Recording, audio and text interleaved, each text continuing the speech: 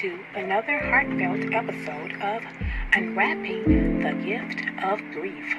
I'm Crystal, your host, joined by my co-host, Tasha. Today we're diving into navigating the emotions of grief with our special guest, Lashonda Edwards. Join us for an authentic conversation of feelings, personal narratives, and the strength that emerges when we embrace grief's roller coaster. So get cozy, grab your favorite drink, and let's embark on this profound journey of understanding, healing, and resilience together. Thanks for tuning in to episode 6 of Unwrapping the Gift of Grief.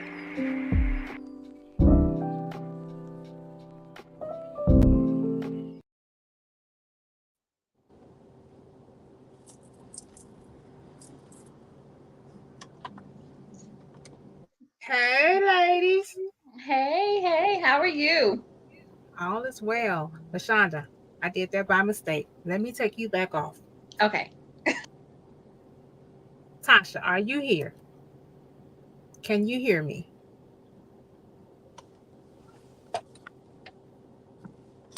I'm having an issue with Tasha. So, welcome to the gift of grief. We're all over the place tonight, but we're live, and we thank you for tuning in with us. Tonight, we're going to be discussing navigating the emotions of grief. We have a special guest, she just popped on a minute ago, but Lashonda Edwards, she's getting ready to come back on screen. She's the owner of Legacy Libations. She has so many other companies under her belt, too many for me to name, so I'm going to let her kind of introduce herself. She's my sis. She's my friend. I love her immensely. Tasha, are you ready? Don't know what Tasha got going on, but that's my co-host. She trying to Good get it evening, together, good evening, good y'all. evening, everyone. There she go. There she go. Hey, Tasha girl. Tasha went bye-bye. So we're going to bring on Lashonda back on in here. Hey. Hey, Lashonda girl. Hey, how are you, Chris? All is well. Thank you for coming on here tonight and being with us. No problem. Thank you so much for having me. I appreciate it. No problem. Hopefully Tasha chimes back in shortly. I know she's on the road. She had to take her son downtown, so she's trying to head back home. So we're just thankful to have you. And I mentioned a little bit about Legacy Libations, which I always have a bottle, 2 or 3 in my house. So I appreciate y'all some. Thank you. Get y'all some. But I'm gonna let her tell you a little bit about herself while she's on. Okay, well, I am Lashonda Edwards. I am the owner and founder of Legacy Libations Wine Company.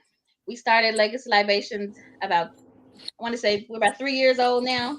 So we brew all of our wines. We have our own website.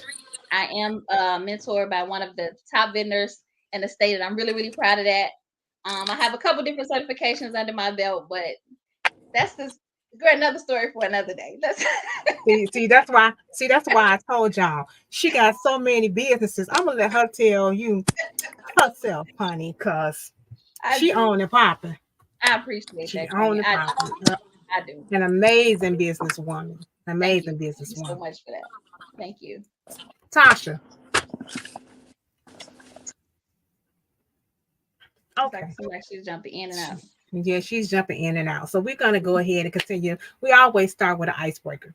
Okay. This is episode 6. And most importantly, I really want to thank our viewers for tuning in and rocking and rolling with us. If it wasn't for you all, we wouldn't be able to continue with this 6th episode. So thank you so much. We appreciate you all.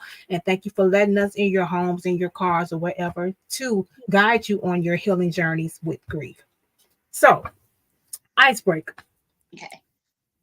If you had a theme song, a life theme song that played whenever you entered the room, what song would it be and why? A life theme song for this season in my life, I would have to say India Arie's Private Party. I think that's just where I am in this season of my life.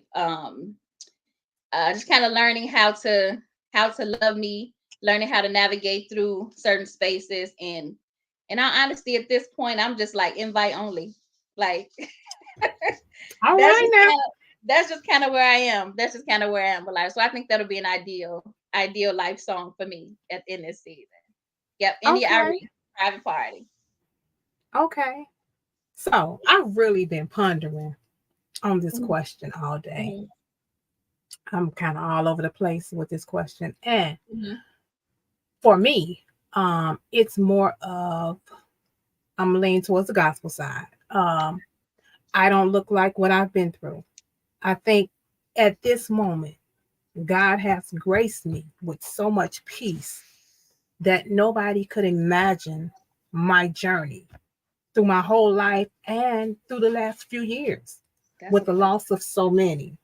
So Mhm. I think that's where I am right now. That's a Right blessing. now. And That's definitely then a blessing. like Lotto say, to my man, thank you to my man. So God is I my know man. that's right. God is my man because he sure kept me. I know that's right. He kept me. He definitely Definitely a kept me. blessing. And I definitely don't look like what I've been through in Mhm. these last Mhm. past years. That's Okay. amazing. That's amazing. So we go. What else you got for you? Wanted to say something else before we dive into this conversation? Nah, let's go. Let's Okay. go get So into the meat of it.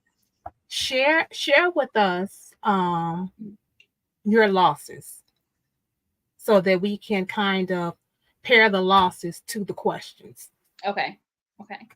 Um, in 2016, I lost my mom unexpectedly. Um, Completely, like a lot of people say unexpectedly, but this was excuse me, this was unexpected. My mother wasn't sick. She didn't have any type of ailments. I had talked to her all day the day before. So it was just kind of like she went to sleep and just didn't wake up. Um Even to this day, we still have uh no cause of death, no reason. It's just like pending.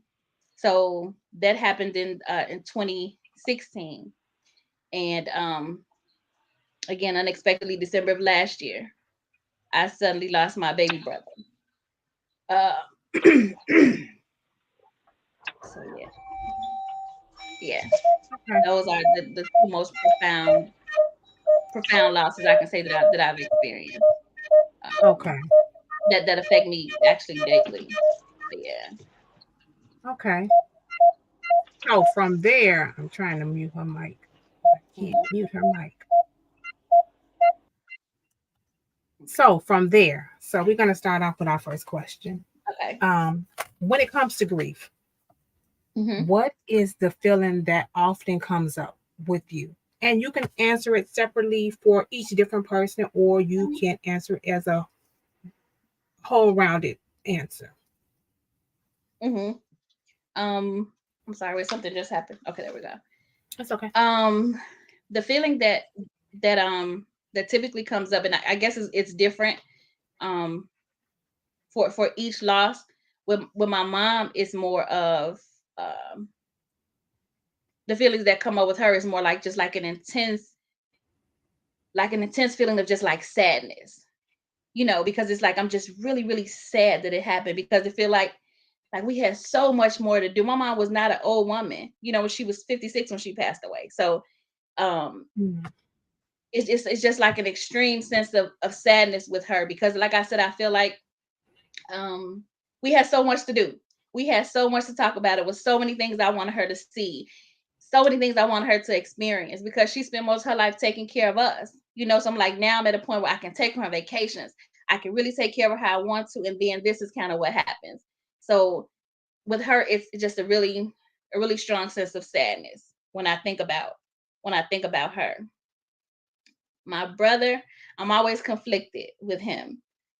Um, it's more anger, I've been praying Hmm. about it. God knows I haven't. I've been trying to make sense of it all. But when I think about my brother, it's more like a sense of anger that comes up when I when I kind of reflect on his death and how it happened why it happened, because in my mind, it just didn't have to happen that way.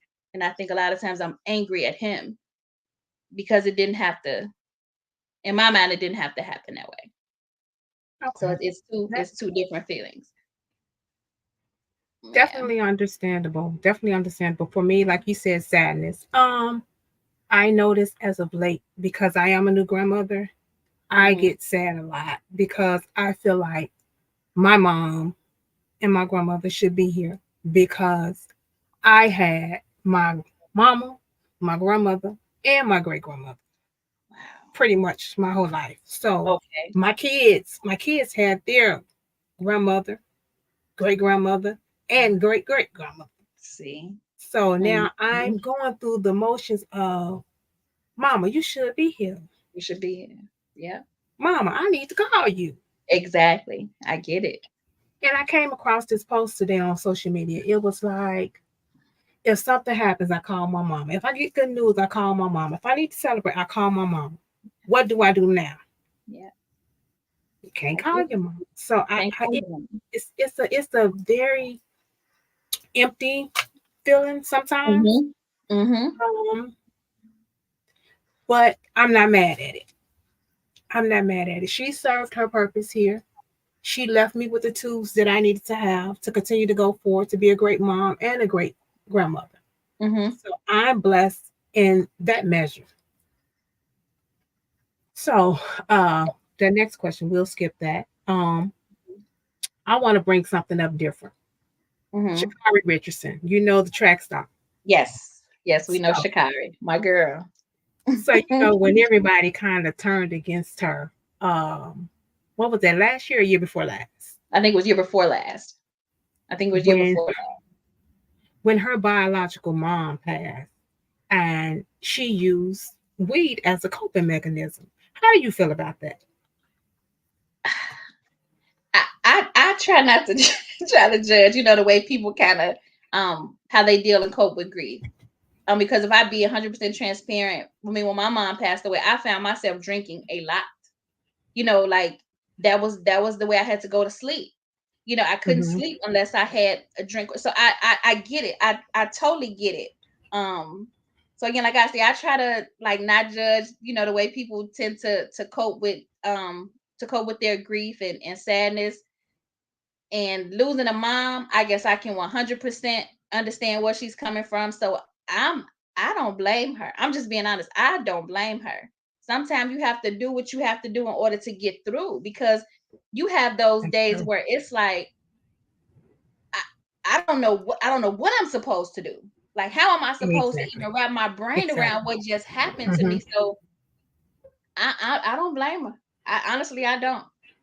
And you know, so when everybody was going against, oh, how could she mess this up? She this, she that. It's not that serious.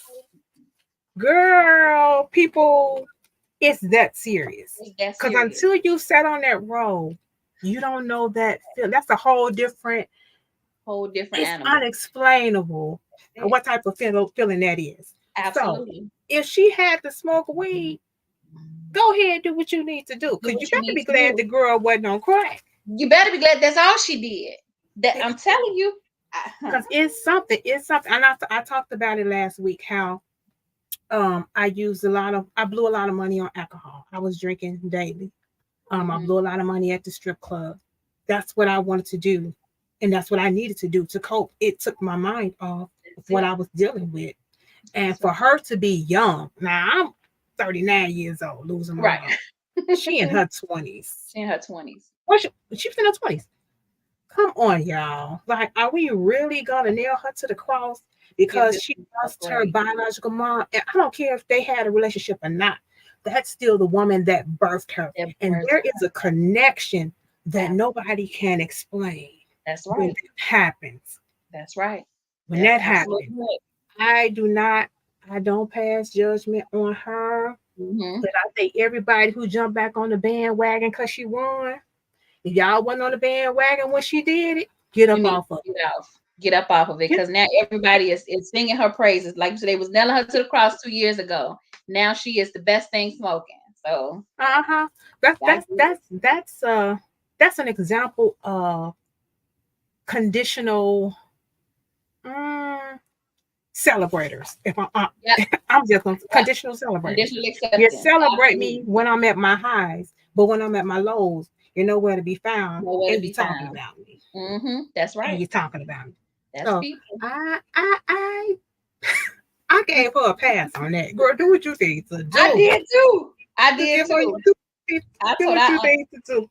do what you have to do to get through. Because you, like I said, you have those days where it's like you don't know what to do and you just want to just check out for a minute. Absolutely. And that's what you Definitely. have to do to get through it. So I don't blame you. Definitely. Fire up, baby, because that's Definitely. what you had to do. Absolutely. So we're going to go to our next question. Mm-hmm. How does grief allow you to see yourself in this moment? Um, to see myself. A lot of times, grief it um it kind of masks who I really am because in moments where I am grieving really hard or like I'm having just like a really bad moment, a really bad day, a lot of times I don't even recognize myself because I never knew I never knew that bubbly shine, the outgoing person, the personality that I have, I never knew that I could be this sad. I didn't think it was possible. Like I didn't think it was possible. So grief sometimes it causes me to lose who I am. It makes me not even be able to recognize me sometimes. And that's the part of it I think that sucks the most. Because if I stay in it too long, I'll get nervous about am I ever going to be able to get back to, if am I going to ever be able to get back to shine who I really really am, because this thing get heavy. It gets heavy sometimes. So yeah. It definitely gets heavy, and I think with much grief counseling, mental health therapy, much prayer, much quiet time, I think healing comes. No. Let me take that back. I don't think healing comes. I know healing comes.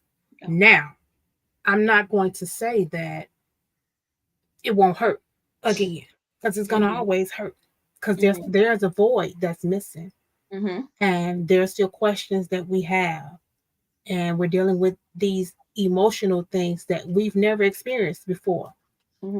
But there is help, and you and I both, we attended Grief Share. Grief Share was an amazing Grief Share was an amazing amazing program. experience. Yes, It's an amazing experience, and I do tell people to get into Grief Share. I mean, if you need help and you don't know where to turn, and religiously, I, I don't want to say religiously, spiritually. I'm going to say spiritually. Right. I'm not going to say religiously. I'm going to take that off the board. Spiritually, that's a great place for you to be. And you can feel the love in the room. Yes. The presence of God. Yes. Such caring people, especially if you get with the correct group. Yes. Yeah, I agree. agree. You can find relationship, sisterhood, brotherhood. You can find what you need in that group. I agree. And those are people that you will become connected to pretty much forever. If you're open, if you're open. Exactly. If you're open. And you got to be open, because grief is a vulnerable place. It is. It so really you is. definitely have to be open to letting somebody in. And like you were saying, like I was just saying, mental health therapy. Girl, that was days, and it's still days. Like, I don't know if I'm coming or going. But mental health therapy for me really helped. It really helped. Okay. It really helped. And I stumbled across a life coach. Wow. So all of that and one, like that helps me see the other side of it. Okay. And doing the work to understand what grief is, the process of it, how to cope with it. Okay. And knowing that it's going to be okay. Mm-hmm. And if it don't be okay, it's still okay. It's still okay to not be okay. Mm-hmm. And I think those are areas that I just kind of need to delve more into. Like I said, grief share was an amazing experience for me, but it was heavy because, like I said, I don't think I really had actually dealt with my mom's death up until I went to grief share a few months ago. And it's like, just to have all of those feelings come to the surface, and I felt super supported, everything. But in the midst of me being in grief share is when I lost my nephew while I was in grief share. So in the midst of me talking about past traumas that I've dealt with, I was actually dealing with another one while I was there. It was so heavy. Like it was so heavy for me. So I kind of backed away from that, which I probably shouldn't have. But I just kind of I just felt like I just needed to just kind of back away for a while and kind of gather myself, because it had got really, really heavy for me. But I definitely plan on going back this session for sure. I have to get back. I got to get back. Absolutely. And I think it's a safe place to be for anybody that's grieving. I agree. And I think you should do it over and over and over again. Lord knows I need to. Until you feel like you at a place where you can be like, okay, I can do this by myself for a moment. And if you need to go back, turn around and go right back. Go back again. I agree. I agree. Absolutely. So next question. How did grief impact you as a businesswoman?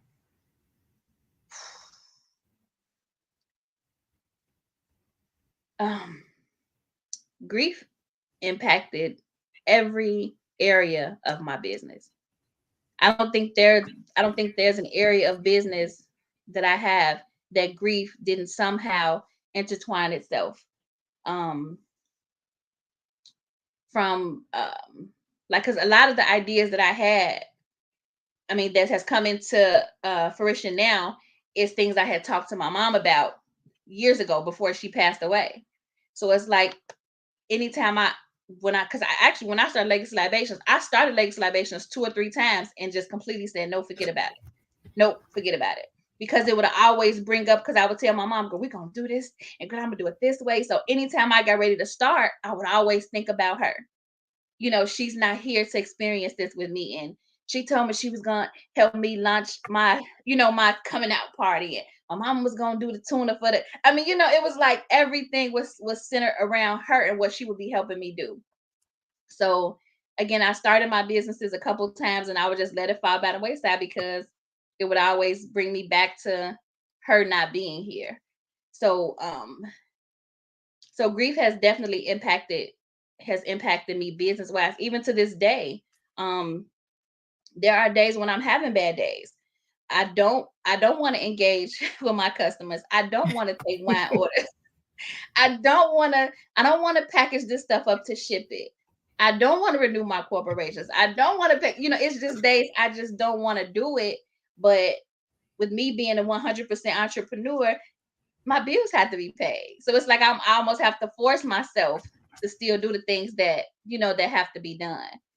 So sometimes grief has to take the back seat. It's hard, but again, like I said, it's got to be done.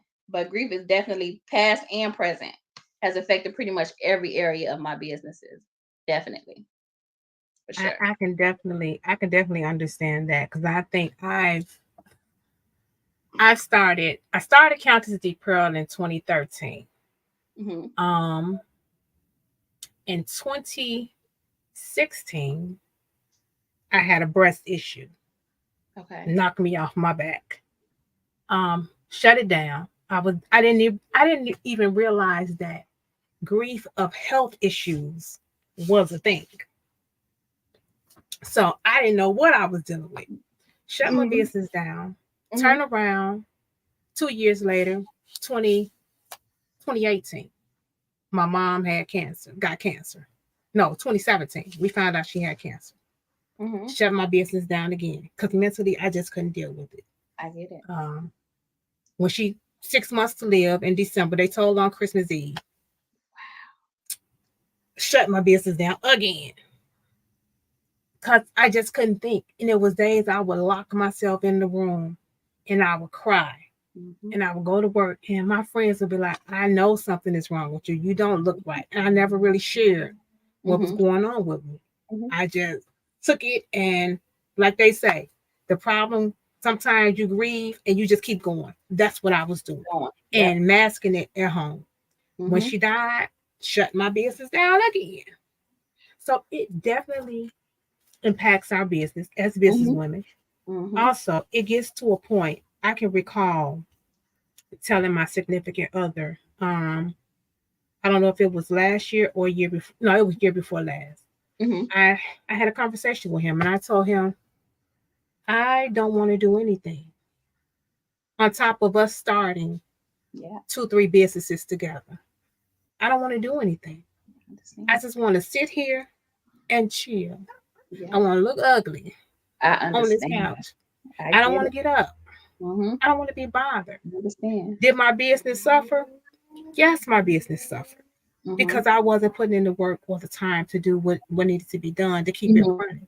But I feel like that time that I took away and shut down, that was necessary. Okay. Because I can't be an effective businesswoman if my mind is somewhere else. It's somewhere else. I understand that. I can get that. Definitely. So I definitely, I understand where you're coming from when you say it impacts every part of your life when it comes to business. It does. And still today, like even yesterday, I had a conversation with one of my friends. He asked me, do your mother ever come visit you? I was like, you know what? I said, she don't come visit me, but in my dreams, we do things together. We go shop, we go eat. So that it took me aback yesterday. Now, this morning I woke up.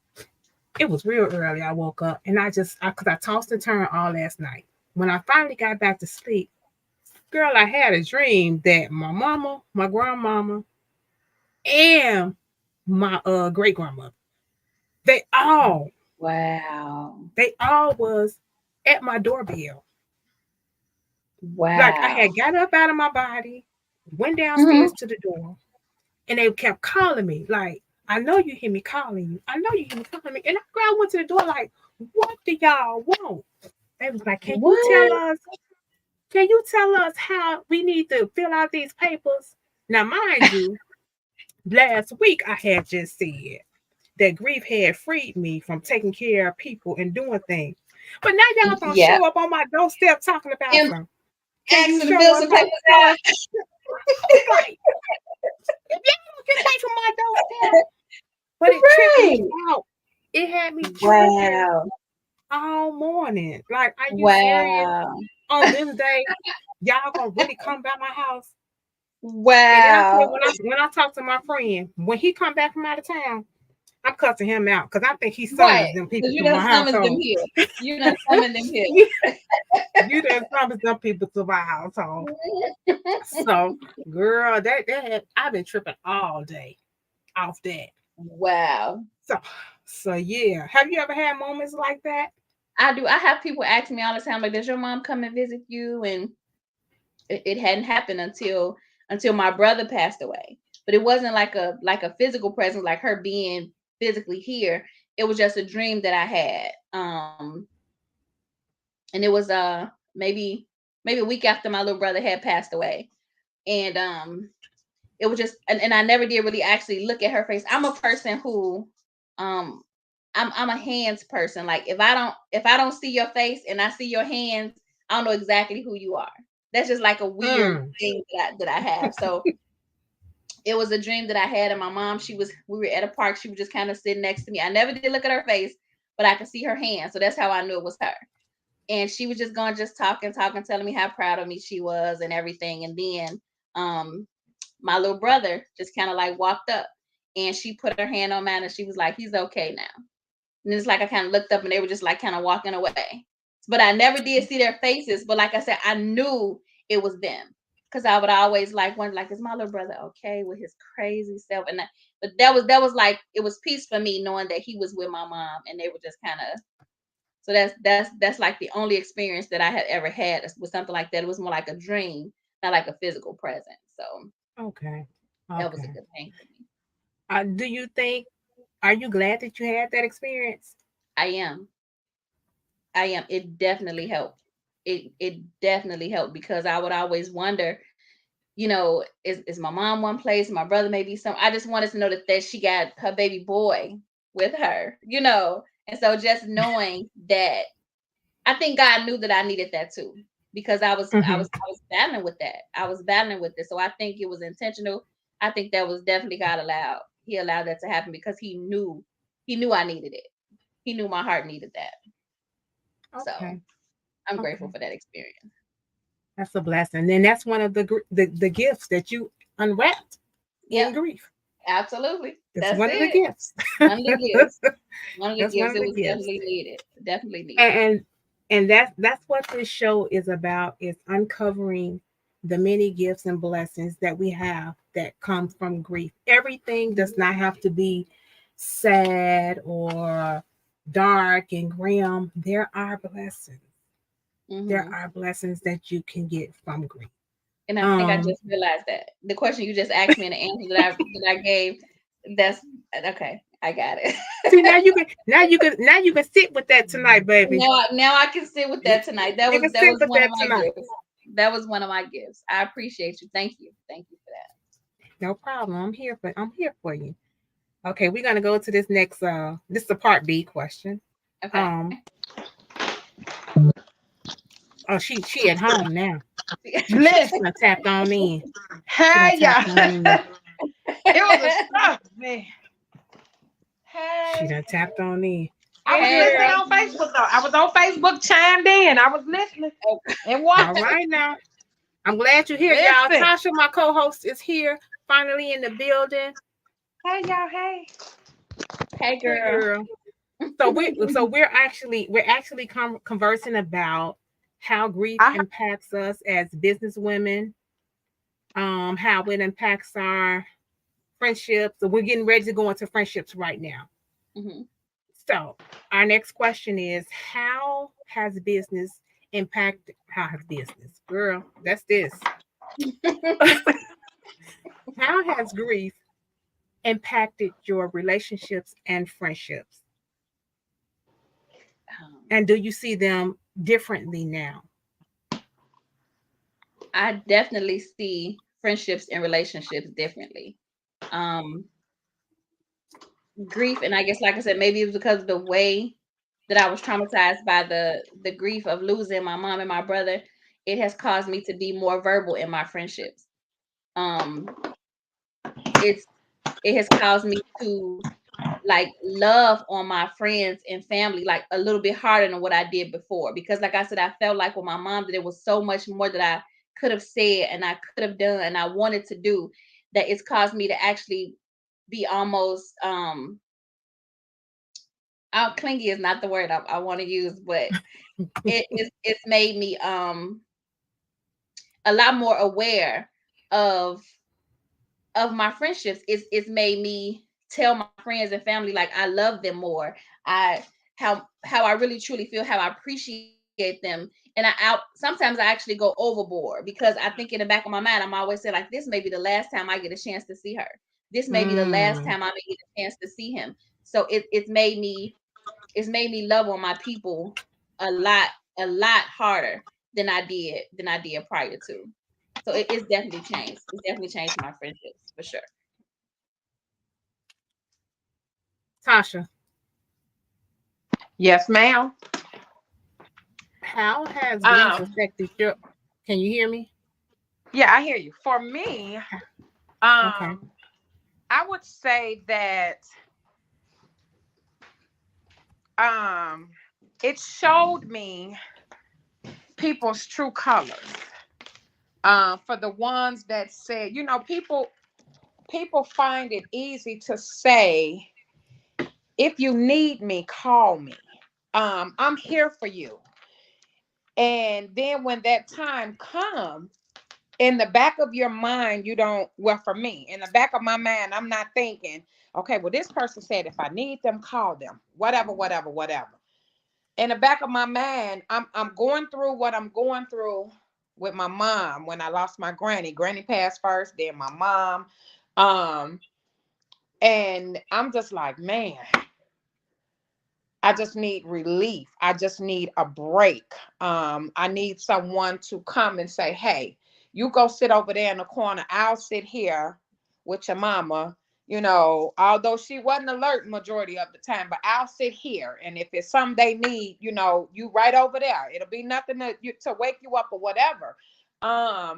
People show you them supposed to be friends or acquaintances or whatever. That is a time when they show you their true selves, their true colors. And then when that day come where you have to sit on that front seat, if it's certain ones that you kind of expect to be there, which we shouldn't expect people to be there, because if they know you and they know the relationship that you had with your loved ones, or like in my mom's case, everybody on the west side in the Austin community knew who Mama Shields was. Everybody. But there are certain ones I would have expected to see, and I did not. And that was an eye opener for me. Some of them I didn't get the calls. You know, hey, I'm sorry for your just that whole aspect. You didn't get the calls, or hey, I'm sorry for your loss. Even a text message or whatever have you. Even a visit. When my mom passed away that day, because my circle was so shut off outside of my church, my kids knew who to call. That was my best friend. Mom, you need us to call? Nope. Because if they ain't been here all this time, what they coming for now? You know what I mean? And then when that day came and it was over with, not a phone call, not even from family members. When I tell you, people show you their true colors, even from family members, not a call. Did my brother call me? No. And that's because he was in his own feelings, because he knew he didn't do what he really should have did to help me. I didn't get no call. He kept up a lot of BS, but I didn't get no calls. My other brothers, I wouldn't have expected them to call because they're ill. Some of the grandchildren. Yeah, no. When I tell you my kids held me down and they walked that thing with me, it was me and my children. It was me and my best friend, me and my church. So it's turned me into like Lashonda said, it makes you love harder on the ones that's with you now, that's walking through it with you now. It makes me love all the more harder, because you don't want to lose the ones that's close to you now. You have that fear of, man, I got to tell you I love you. Hey, how you doing? And sometimes I don't even be wanting to do that, because it's still new for me. So because I'm going through all the first of everything now, listen, child. What That's why that's why I have me a set, because my man I have to tone stuff out sometimes to keep me from spazzing out. I'm a lot I am a lot better, because I'm learning to deal with it and cope with it. And when it hits, I will allow it to hit. I try not to stay in that sunken place, and then I find something to lift my spirits and get out of that and move around. So that's it for me. Okay. For me, I've been blessed with an amazing circle of friends. Um, Most of my friends, we've been friends. I'll be 45 this year. So we've been friends if not 40 years, 30 something years. And my new friends, everybody has pretty much been around and embraced me when I was grieving. Now, for me, grief has shaped my relationship with my siblings a little different. And I would think because I was the only girl that they would wrap their arms around me, look out for me, because I took care of my grandmother and took care of my mother. But they didn't. They parted ways. Wow. They parted ways. So that bothers me. Well, I'm not. Wait a minute. Let me retract that. It used to bother me, but I'm okay with it now. Because as I look back over the years, like we weren't raised together. We don't really have that bond. So it was me expecting too much out of somebody, and I was expecting me from other people. From other people. I am me. I am me. I can only expect what they're gonna give me. They gave me them. Exactly. They didn't give me back me.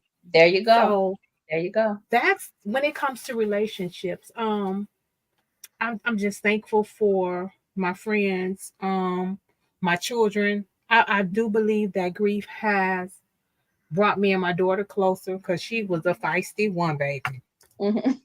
But our relationship, our bond has gotten better. My son was always a mama's boy, so he's always loved on his mama. As far as my significant other, he's been there. He's always there, held my hand through my grandmother, through my best friend, through my sister. So he's been there. So I mean, grief and relationships, I just take it as deal with it how they come. Because we can expect people to want to be, like I said, how we want them to be and do the things that we expect them to do. But some people are not capable of doing that. They don't have the capacity. They don't have the capacity to do that. They don't have the capacity to do that. Because actually, when my mom passed away, I was actually engaged when my mom passed away. He proposed in October, and my mother passed away in November.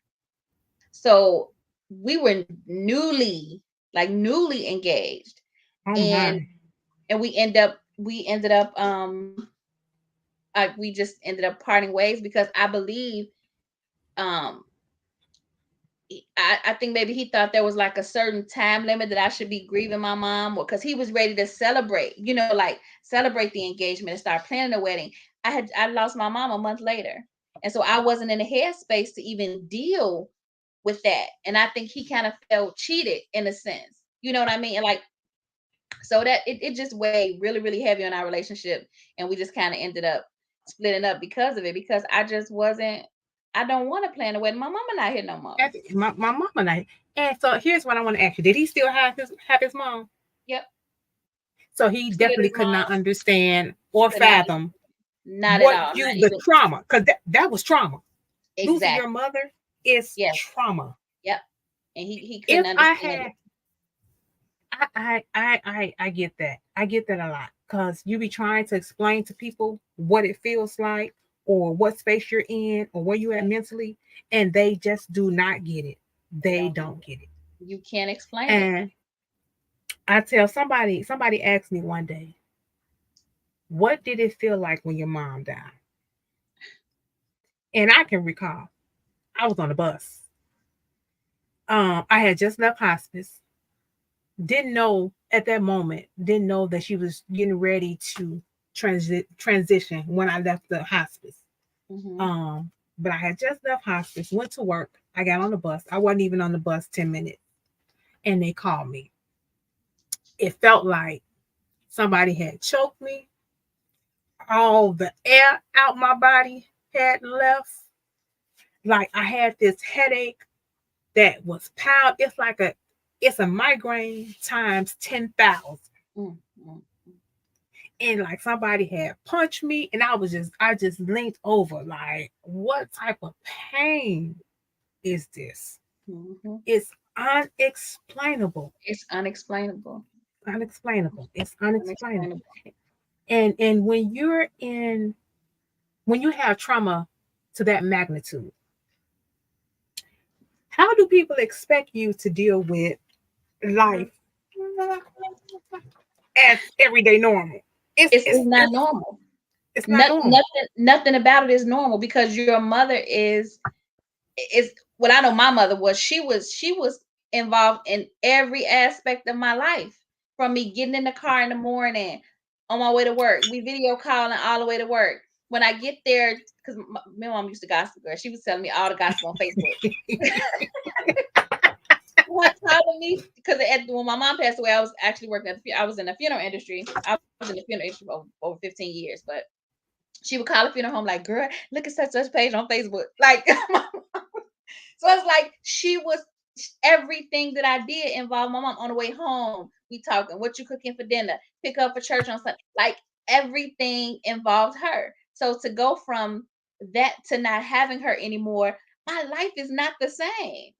So I don't react to people the same anymore. I don't respond to situations the same anymore, because my mama not here.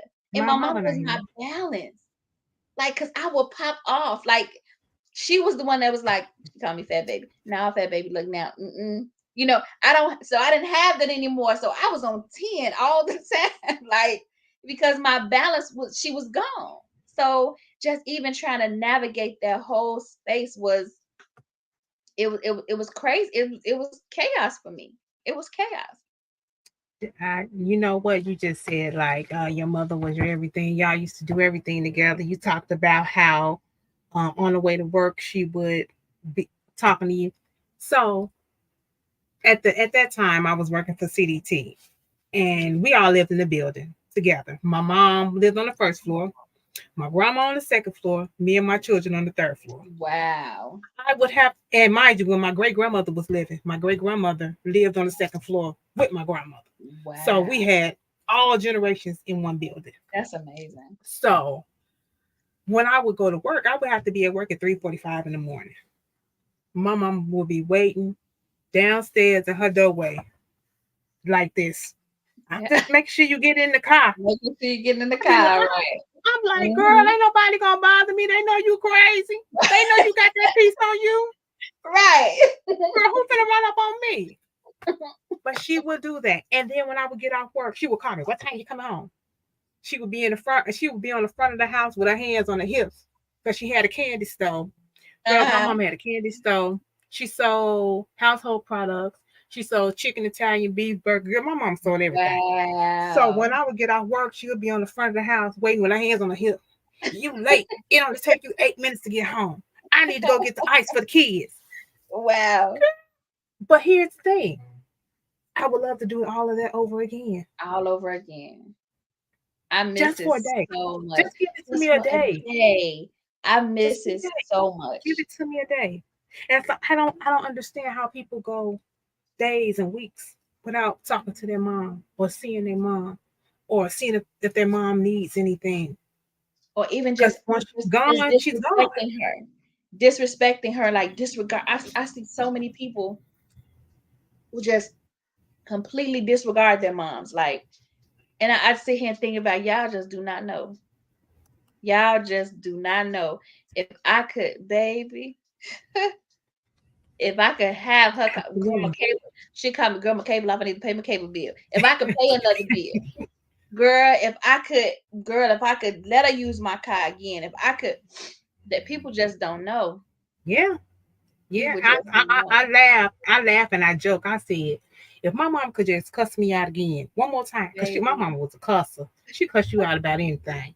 And I think, and it's just being honest. I think this is why I am the way I am today. I'm so mild-mannered. And I try to avoid confrontation, because my mama was a heavy hitter. and she was just like always hollering, cussing, and it wasn't bad because you would come to her candy store, she would cuss you out, and you would be right back the next day talking about Miss Rucker. Okay. I need. She just was loud and a cuss, and I used to be like, I don't want to be like that. Okay. So I found myself changing into this person. Like, I don't want to be hollering and fussing all the time. Not realizing that I'm turning into my mama at 45. Okay, I got you. And see, it was the opposite for us. I was always the one that was, baby, I'm talking about, baby, would cuss somebody out in a minute. I was the one that was, here comes Shonda, just leave her alone. Don't say nothing to her because you already know.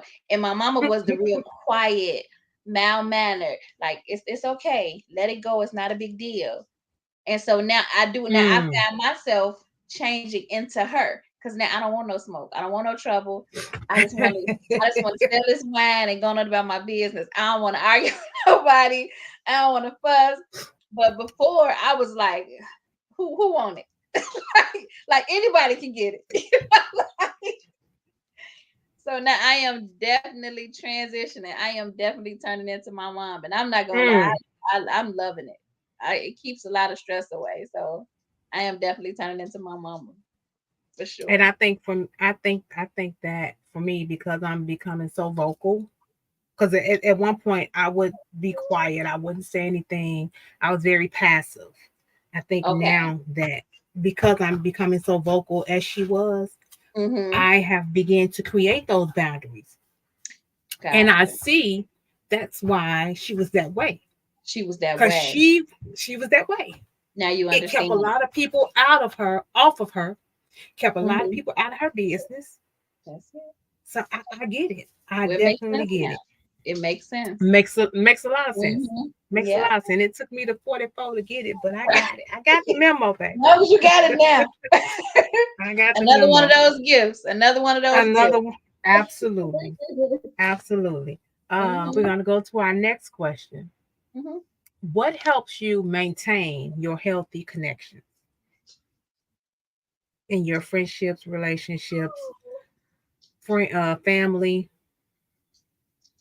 I think the thing that helps me maintain a healthy connection with the people that I'm connected to is that because I always try to be like 100% authentic.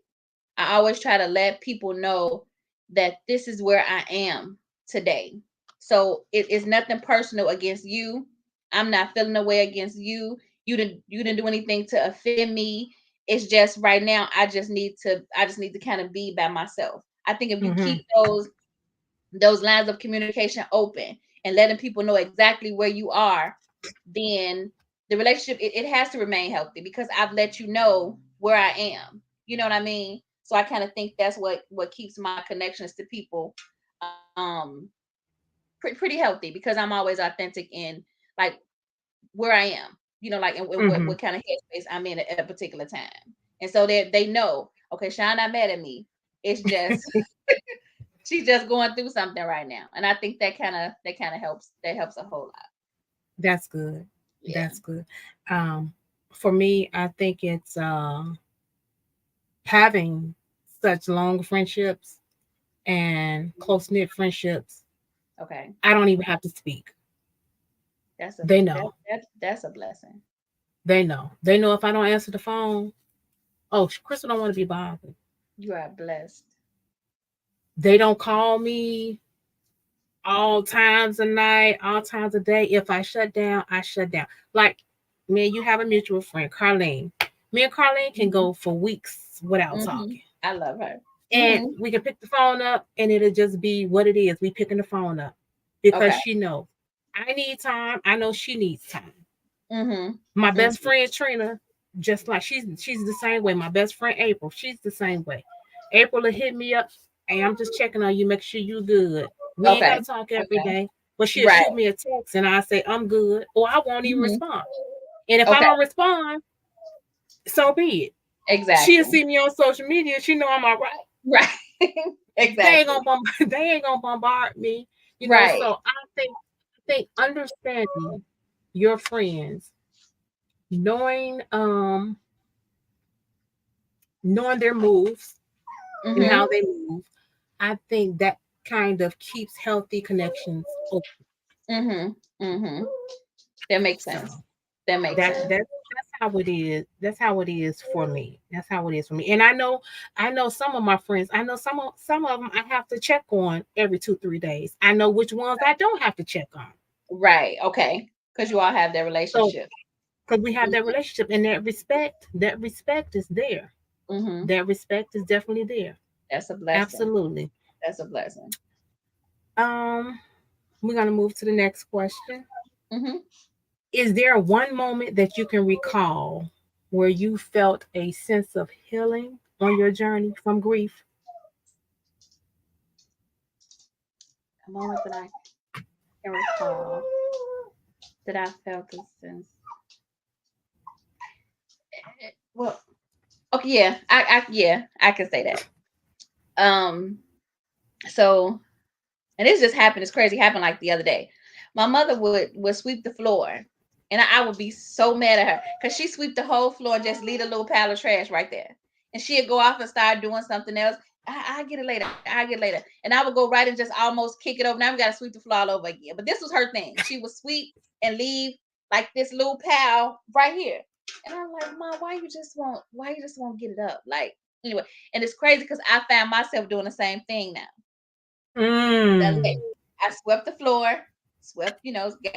and I sat down on the couch and I looked over and it was a little pile of dust from everything I had swept up on the floor.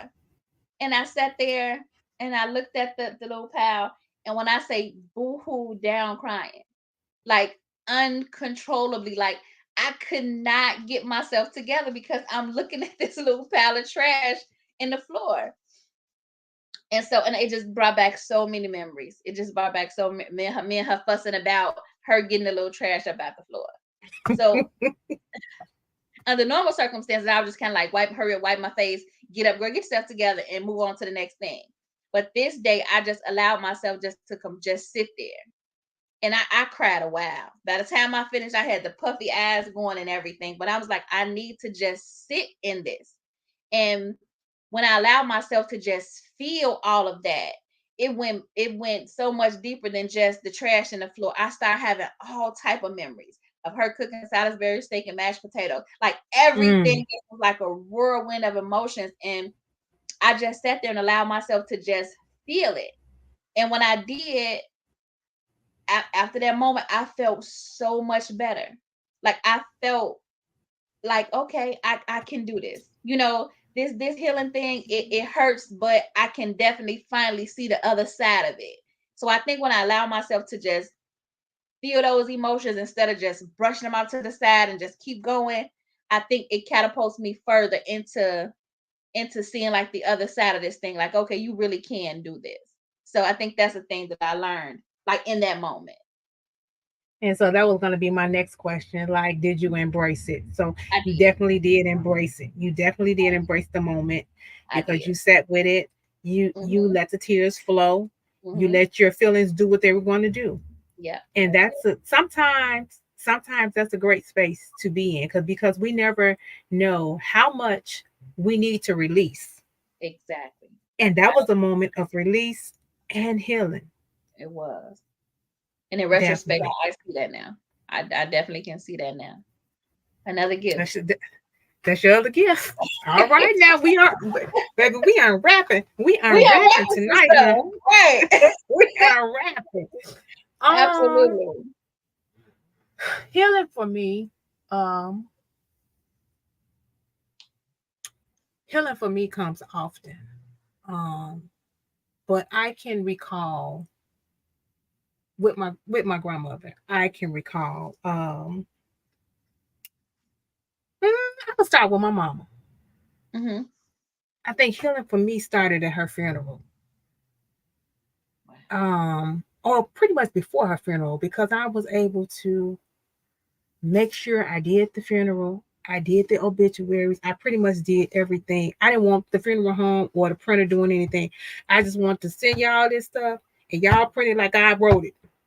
So I think, and then getting up at her funeral and leading with praise and worship. that was healing for me. Wow. Like I talk often about my mother used to be on drugs. Okay. And I realized at her funeral, I could have been burying my mom, and my mom could have still been an addict. But she wasn't. She was. She was saved. I was saved. My kids were saved. And in that moment, I realized I'm going to see her again. Again. She even though she didn't get her healing on this side, she got her healing on the other side. And I'm okay with that. I'm okay with it. And that for me started my healing with grief. On top of I had already me and her made a pact. She was like, whatever God say, that's what we're gonna roll with. And I had been that way since she found out she had 6 months to live. So I think that also helped me too along the way. But yeah, at her funeral, being able to worship at her funeral, seeing how she was loved and celebrated at her funeral, and just the atmosphere. It was so peaceful. Like I know my mom made it in. Okay. And for this, I am thankful. Okay. And I can begin to heal. Because that's what we're born to die. Now, the question is, when you die, where you going? Where you going?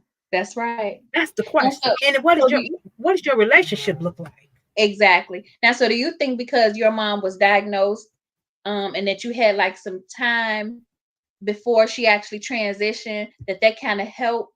That kind of help you? It did. Like get to a place of acceptance. Okay. It did. And I kind of figured as much. And see, on my side, it was completely different. I didn't have any type of preparation time. You know what I mean? So I think that's what the difference is with me. And see, I can share with you, like my mom, I was prepped for. My grandmother, I was prepped for. My little sister passed. She had been sick pretty much her whole life. Didn't know it was coming, but it came. So to me, it was expected. Okay. My best friend died. Totally unexpected. That rocked my world. Okay. I could not have imagined that I would talk to her on my 44th birthday for the last time. And she would be dead 2-3 days later. Couldn't imagine that. So dealing with grief from her, because it was unexpected, was like a Mack truck had hit me. And then I see that I cried so hard. And I don't think I cried at my mother's funeral. I don't think I cried at my grandmother's funeral. If I did, it probably was 2 or 3 tears because it was with my soul. When my friend died, that wasn't well with me. See, that took a piece of the process is different. Yes, the process is very different. Process is very different. It did something to me. It impacted me in such a way that I shut down. I couldn't eat. I couldn't sleep.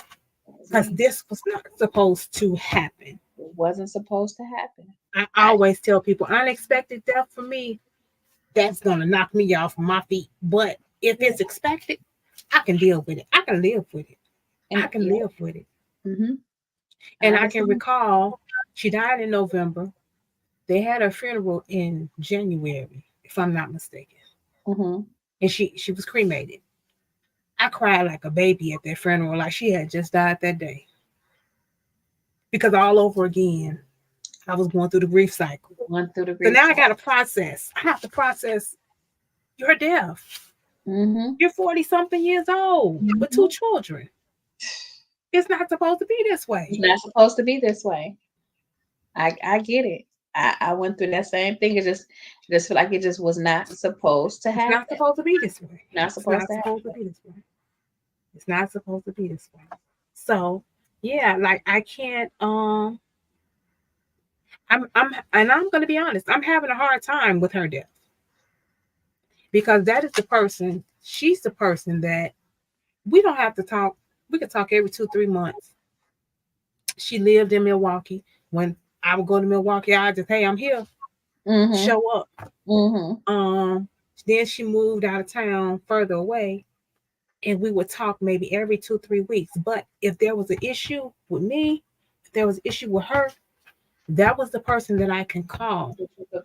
And she wouldn't judge me. That's right. See, I can drop all the facade, the mask, the everything. I could call her. That's it. I can call her. And you don't have those. You don't find those people often. You don't find those people often.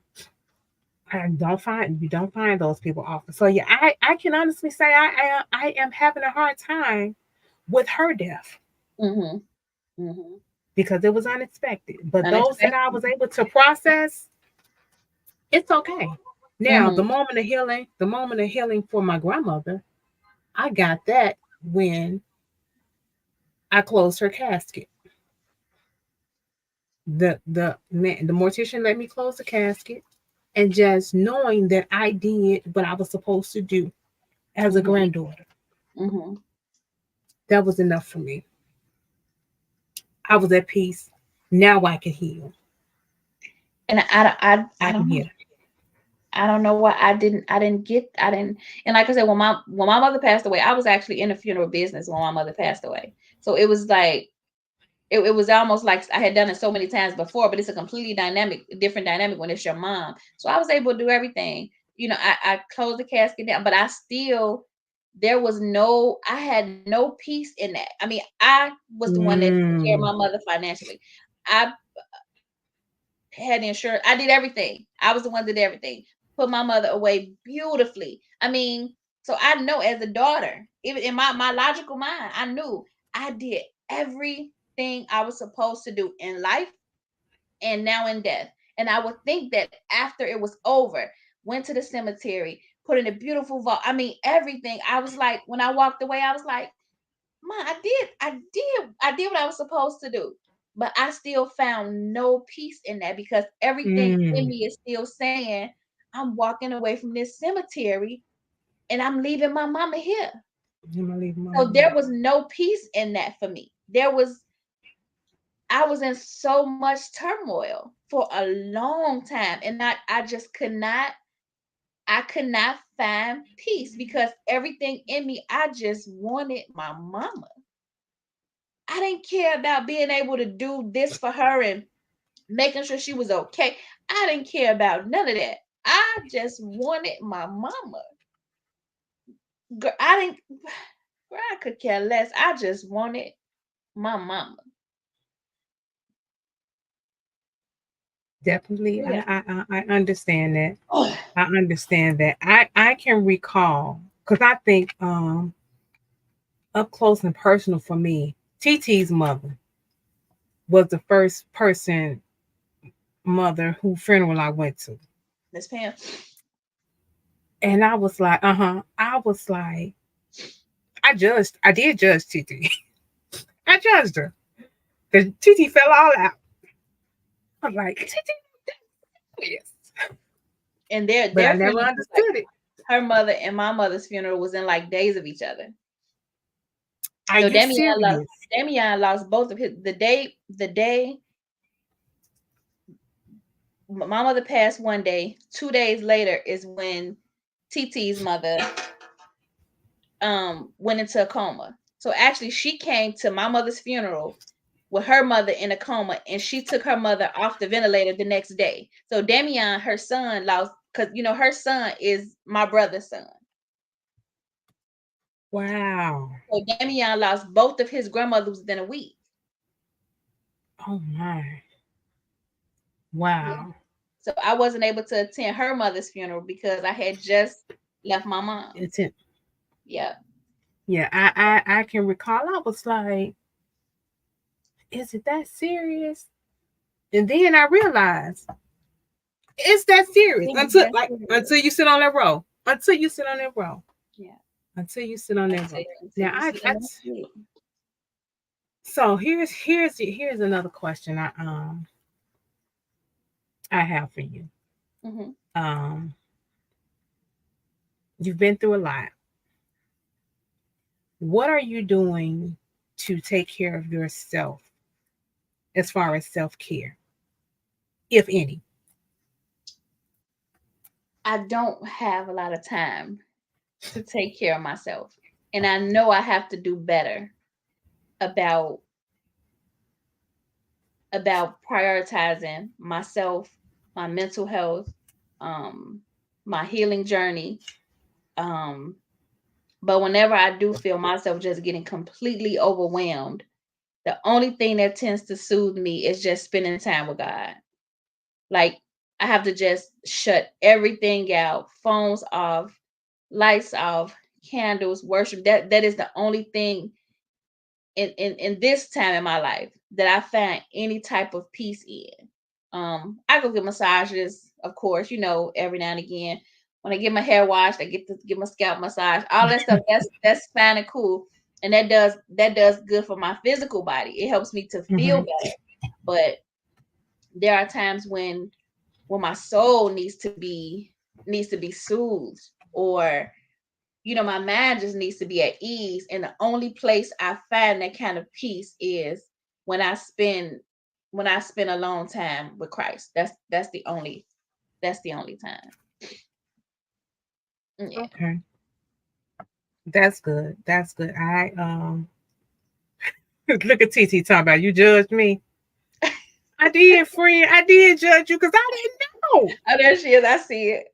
I didn't know, friend. And then I had found out. So that's why I always tell people now, until you sit on that first row or that second row, don't you be judging these people. Exactly. Because child, that's a whole nother ball game, baby. Whole different yes, animal. I did judge you, sis. Don't charge it to me, though. I still love you. Right. We still love you. But yeah, for me, self-care. I journal. I journal, of course. I take baths and Countess de Pearl bath teas.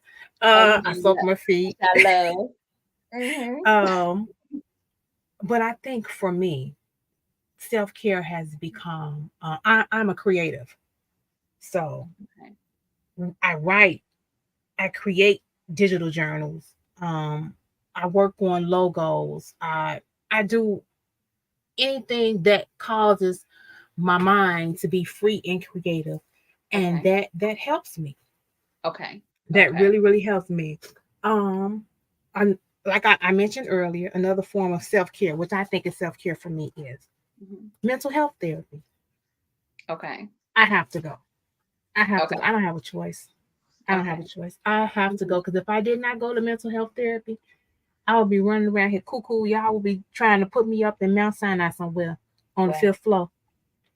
Wow. So yeah, mental health therapy is definitely a great self-care regimen for me. Okay. It helps me to manage my emotional ups and downs of grief. Mm-hmm. And it helps me to, because I am doing the work of a grief coach. I take so much in. I have to be able to go somewhere to release that. You have an out. Have to have an outlet. I have to have an outlet, mm-hmm. and I have to be able to have an outlet for people that pour into me, and people that I pour into. Okay. Because grief coaching sometimes can be draining, because it causes me to my emotions override sometimes, and I deal with them emotionally sometimes instead of professionally. Okay. So that's why mental health therapy for me is much needed right now in self-care. Okay. But Latonya said, Natonya, she said, leave them first row folks alone. We are not okay. And we not, because I'm a first row person too. I'm definitely a first row folk. Trust me. We not. Child. Let's see if I got something else for you tonight. it's the fall season, so we're about to hit the holiday season. How do you find yourself coping during the holidays? The holiday season is extremely hard for me. My mother passed away the beginning of November. So, like I said, I just lost my little brother last year in December. So coming up to December is going to be the 1 year anniversary of him passing away. So, like I said, the beginning of November. So I'm still I go through, because my mother loved Thanksgiving. So it's like getting through Thanksgiving without her. And my little brother, like I said, he started asking the 1st of November when I'm cooking, like, wow. What you cooking? I'll be over there. So it's like that in itself is hard for me. Like not having him this year and dealing with the 1st year anniversary of his death. It's like I'm definitely not looking forward to the holidays. My mother she loved Christmas time. So this was like her time of year. So it's always hard for me. And so I don't think I've come up with a way to cope with the holidays. I just kind of try to get through them as best I can. I don't have like a particular regimen or anything or plan that I use to get through Thanksgiving or to get through Christmas. It's just one of those things where I gotta get through it. Eventually I get to the point where I'm like, okay, I can do this, but I ain't gonna lie, it's 6 years from my mother and I still ain't there. It's still definitely rough. understand. Do you find yourself explaining to people why you can't be so involved on the holidays? I think I used to, but now it's at a point where I think I've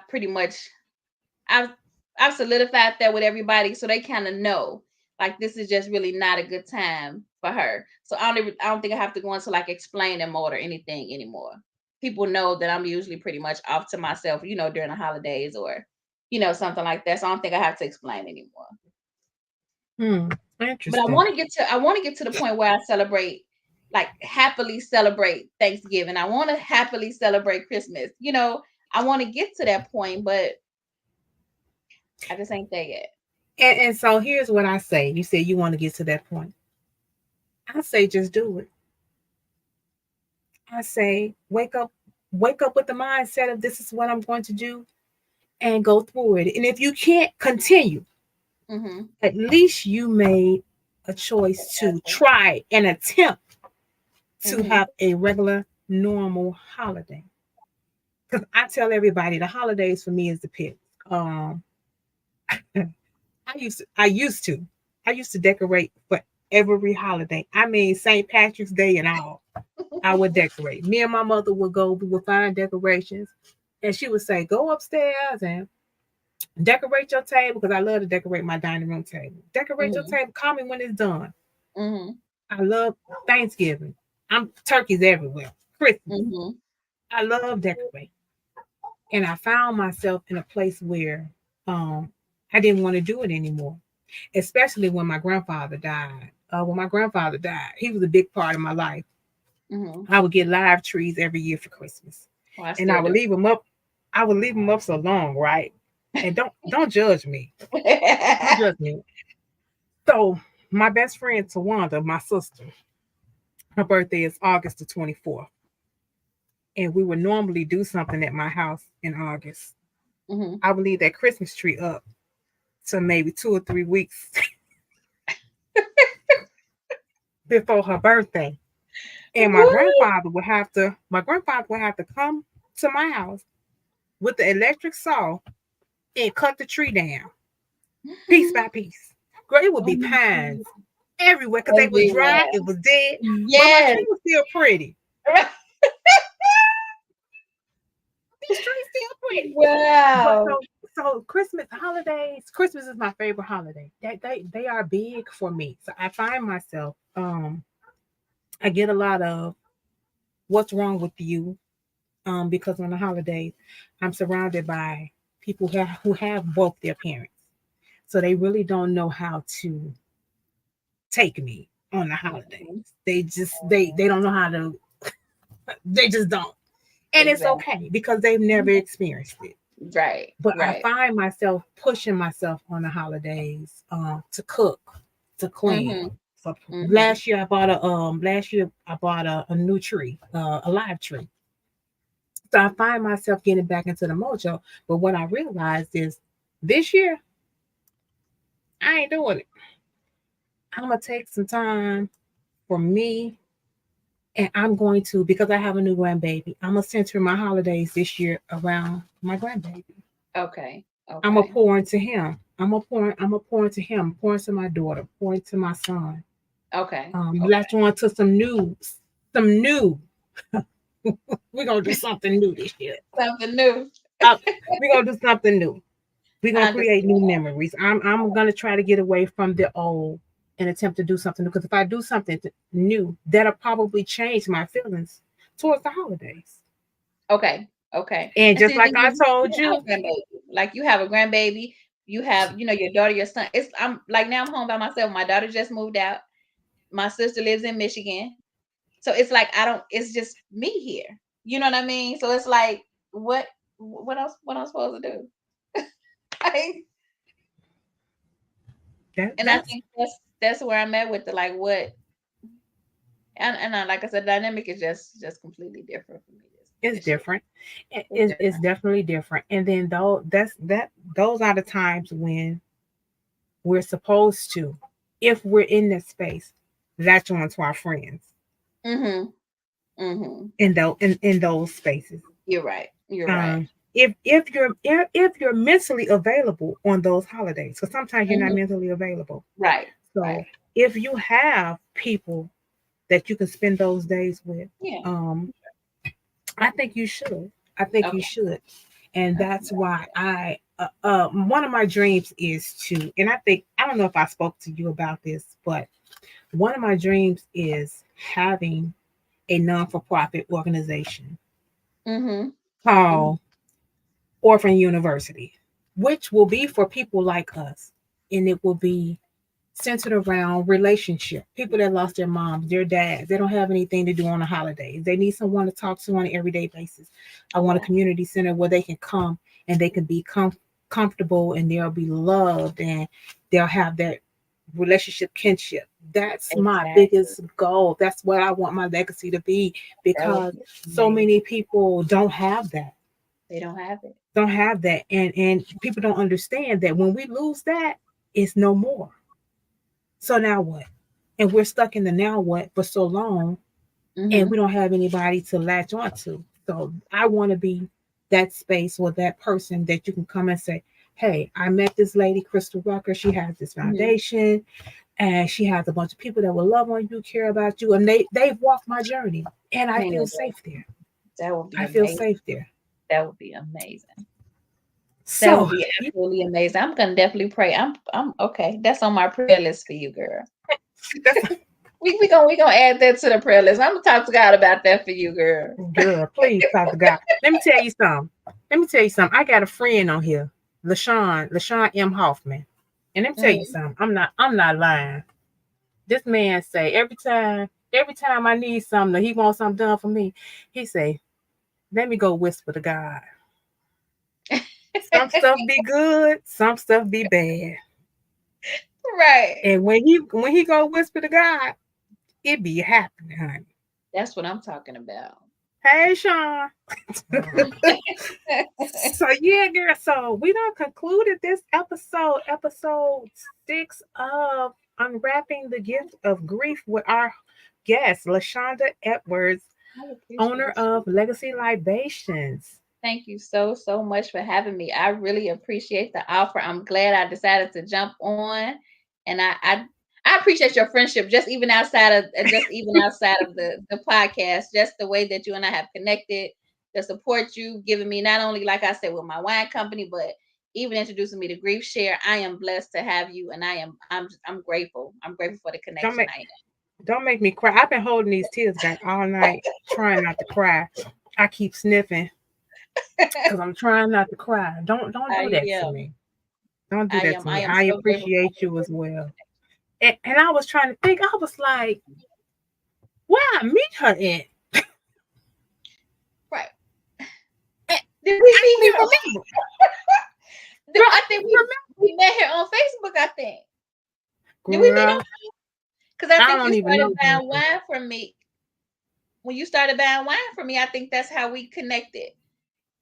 Girl, I don't even know. I just was like, I said that today. I was like, so when I introduced her, how much I met her? Because I don't even remember how I met her. I just know I met her, and she's my life now. That's all I know. That's all that matters. She would drop wine off and leave it on my porch. And I appreciate it. That's all that matters. We connected now, so hey. Absolutely. I appreciate you for joining us tonight. And like you said, you was a bit uncertain about coming on today. I am glad that you came on. I am so proud of you. Thank you. You are so courageous. I applaud you in your grief journey. I am here for you. I pray for you daily. I'm your sis. And you know I got you. I appreciate you, Queen. Thank you so much. Thank you. I don't know what Tasha is. Right. She probably watching. She probably watching on Facebook. I hope she's watching. But she appreciates you as well. My co-host Tasha, Evangelist Tasha Shields. We thank you for coming on Unwrapping the Gift of Grief. Tonight, I'm not going to leave you with any long notes about what to do, when to do, how to do. All I'm going to say is feel how you're feeling. Whatever that is, don't let nobody tell you how to grieve because that's your own unique journey. Find you one or two self-coping mechanism skills, self-care coping mechanism skills that can help you along the way. Don't bombard yourself. And most importantly, journal. Okay. Journaling is very important. Get those thoughts out. Get you some pen and paper. And let me tell y'all something. I got this digital journal. It's a grief journal. If you want it, you can have it today for free, tomorrow for free. Just inbox me and let me know. Hit me up on my page at Crystal Countess D. Pearl Rucker. Let me know that you want the grief journal. It's compatible with your iPad for good notes and your Samsung tablet. So it's available. Amazing. Thank you so much. We're getting ready to close. No problem. We're getting ready to close out tonight's episode. And as I said before, remember that your journey is unique and your emotions are valid. Healing is a process, and you are not alone on this path. As I always close and say, if there was no grief, there will be no love. If there was no love, there will be no grief. Thank you for tuning in to episode 6 of Unwrapping the Gift of Grief. We appreciate you. Have an amazing night. You as well, hon. Thank you. Thank you.